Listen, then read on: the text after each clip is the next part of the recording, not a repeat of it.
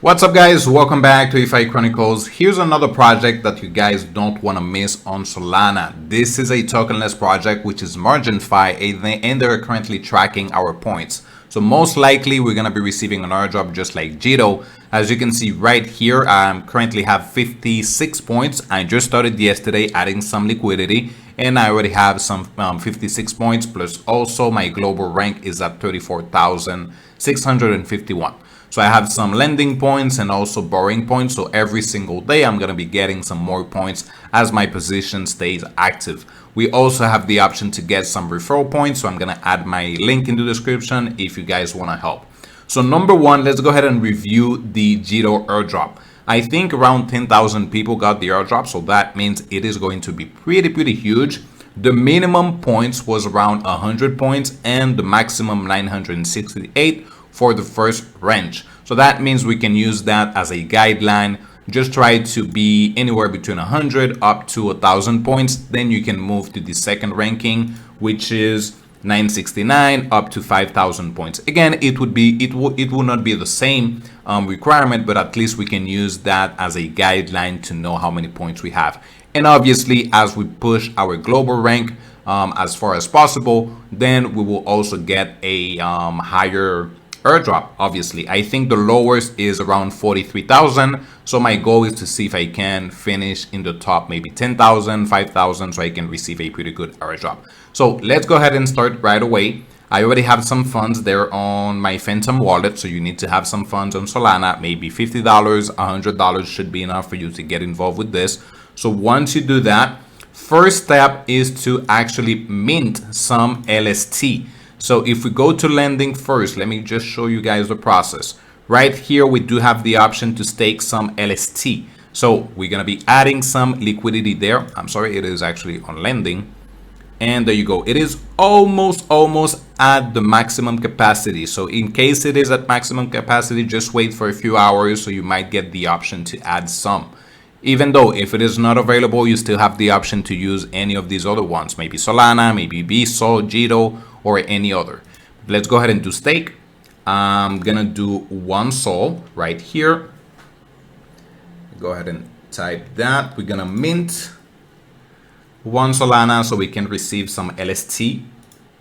We just do confirm right there, and then we're gonna be lending it. Let's go back to lending.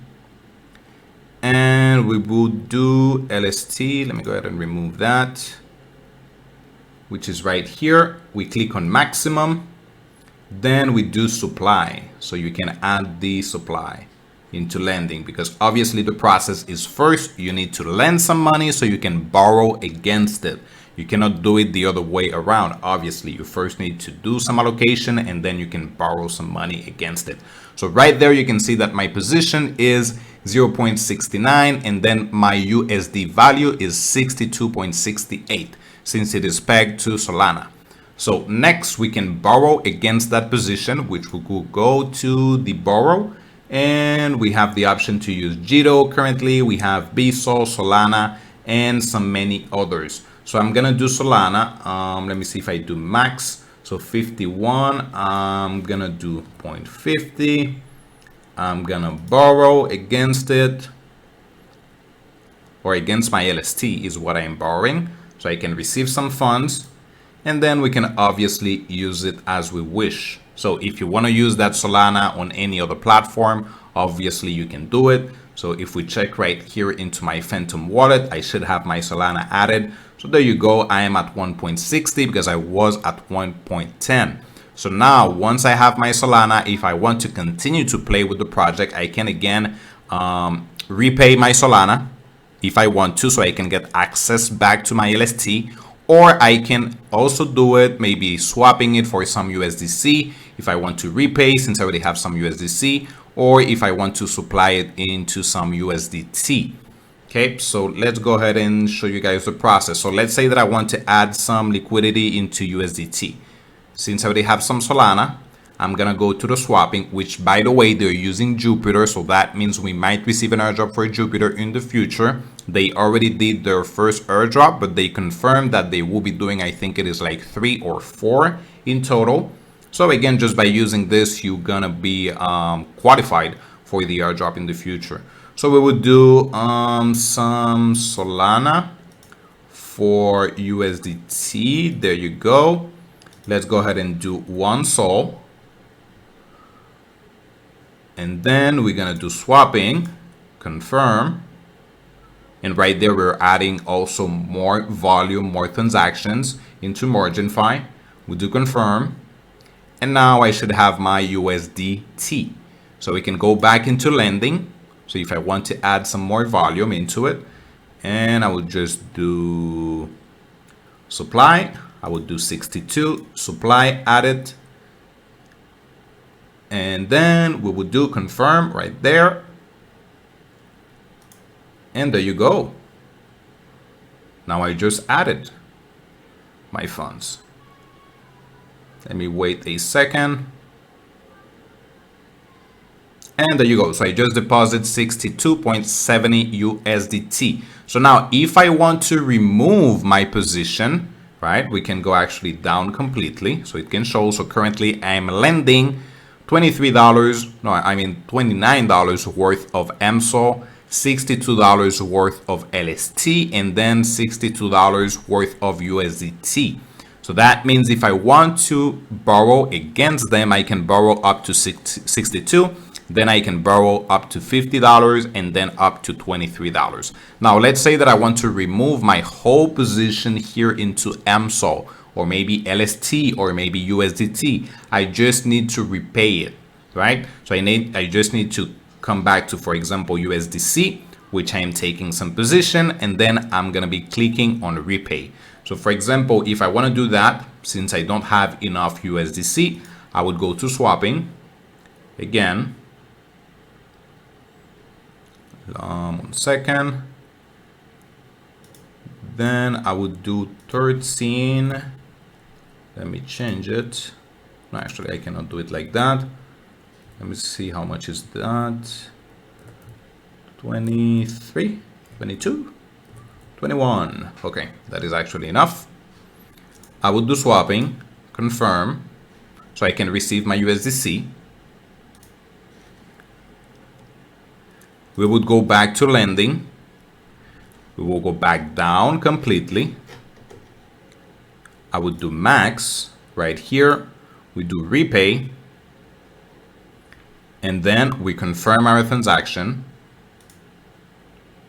And that's it. So basically, once I paid off all that I am borrowing, I would have the option to remove all of my lendings. Obviously, if I want to right now, I can remove some of them. But if I want to remove my whole positions, then obviously, yes, I would have to repay all my borrowings, which is USDC and Solana. I just paid my USDC. Then I can remove my Solana. So for example, if I do maximum here, it is showing 0.40, right?